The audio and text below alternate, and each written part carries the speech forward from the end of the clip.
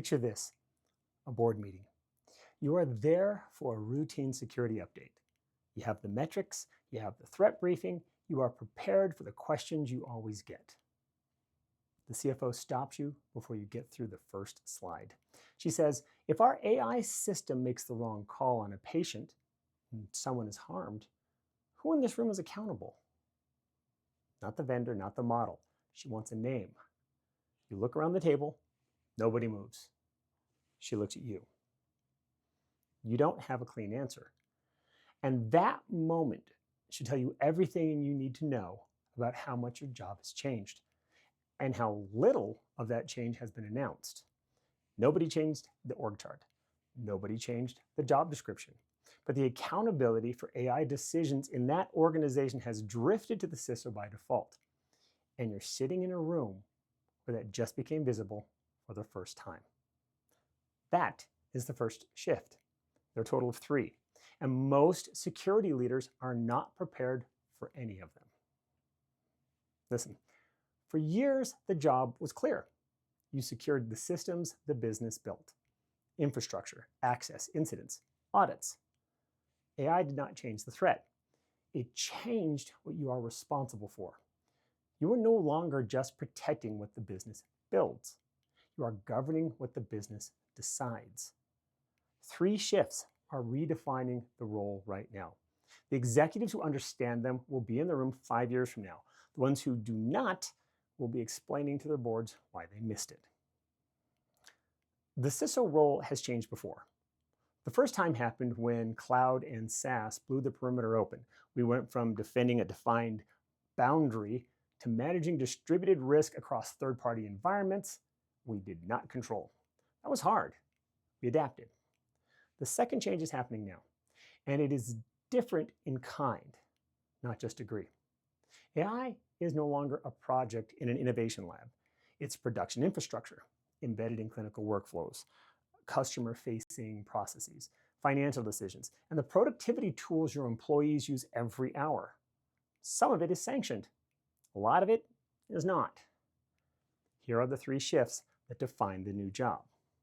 Shift 1, you are accountable for decisions you did not make. Of course, we're going to start with the most uncomfortable one. AI tools are moving faster than procurement.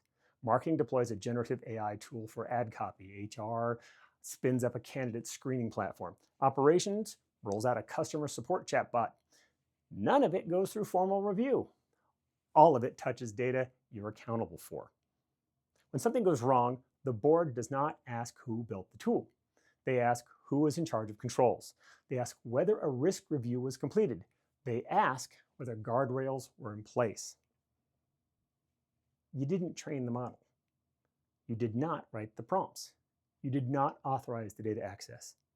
Yet, you are still accountable for the outcome. This is the new burden. Ownership without authorship. When a legacy system fails, the failure is traceable. There's a root cause. There's a responsible team. The incident response process works because the accountability chain is clear enough to follow.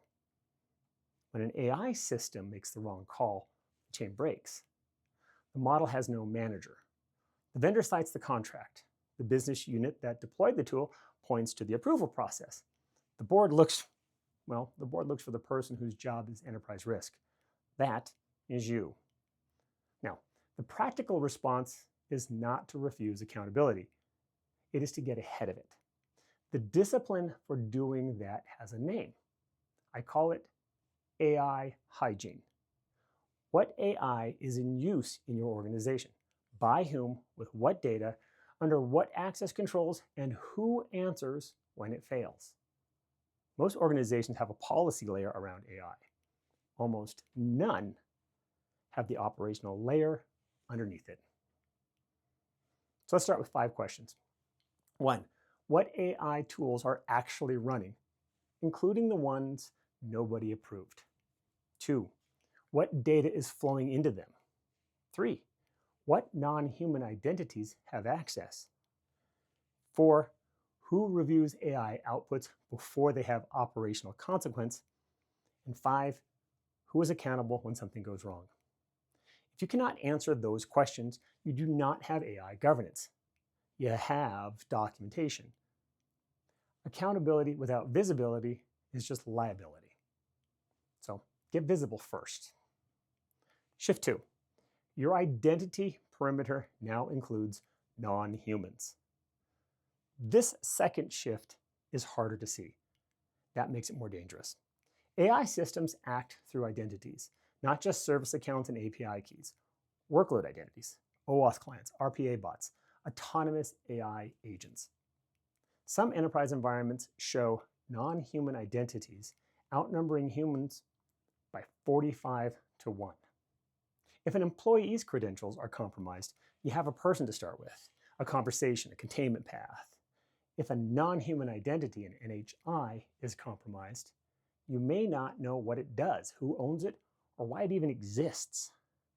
Agentic AI makes this worse. An AI agent does not just run a script. It makes decisions, chains actions across systems, and it requests permissions on its own. A finance team deploys an agent to handle invoicing. It gets API access to the ERP, delegated permissions for email, write access to the service desk. The employee who set it up moves to a different team.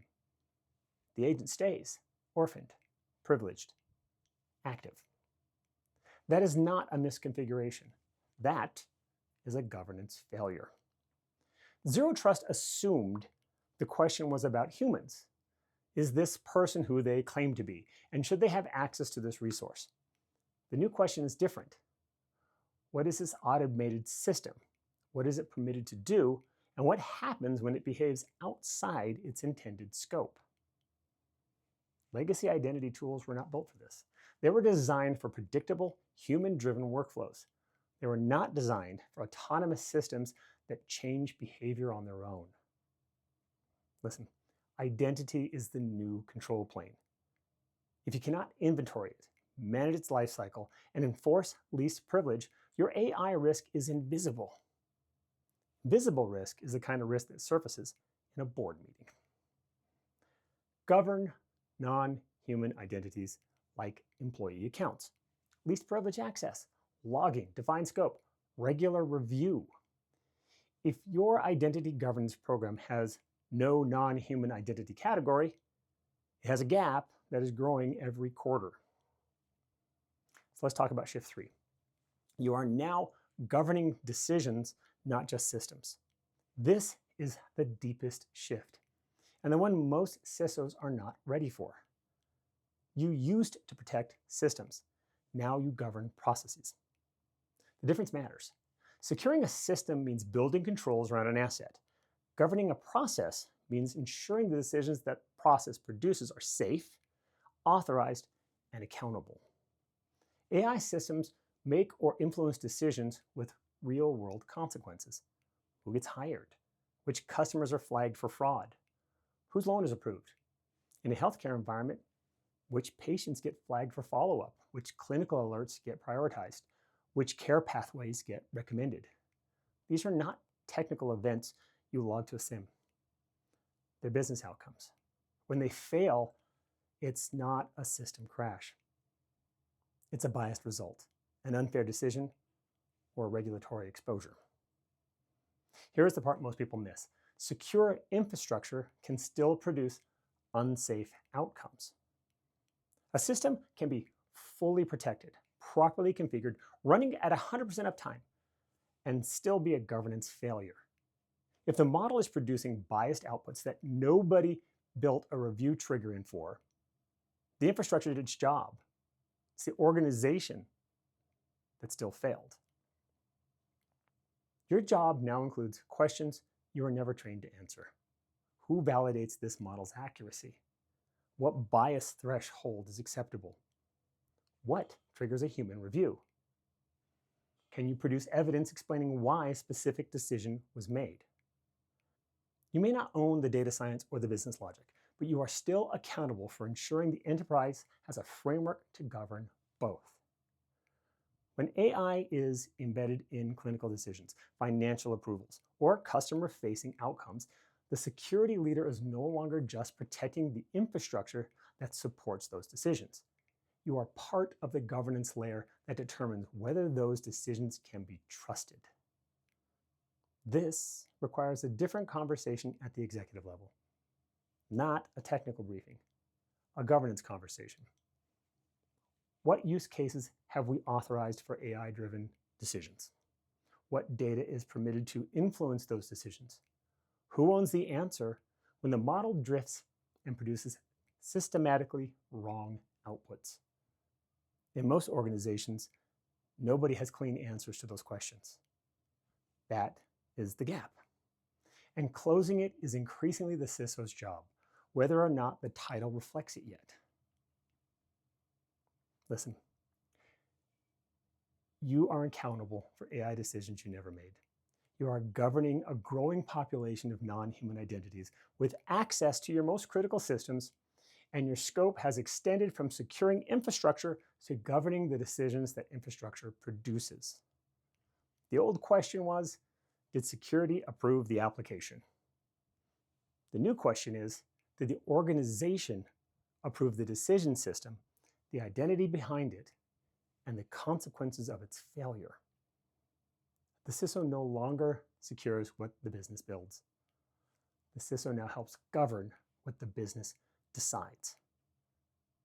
Before your next board meeting, do one thing. Take your 3 highest consequence AI systems, not your highest technical risk score, your highest consequence. The systems where a wrong output costs the most. Write a name next to this question for each one. Who answers when this goes wrong? Not the vendor, not the committee, a name. If you cannot write a name, you do not have AI governance. You have documentation. Documentation does not answer questions in a boardroom. Start there. If this is the conversation you are trying to have inside your organization, subscribe. This is what we build here. And if you are already working through this, tell me how you're approaching it in the comments. The people watching this video are exactly the ones worth learning from. Thanks for listening.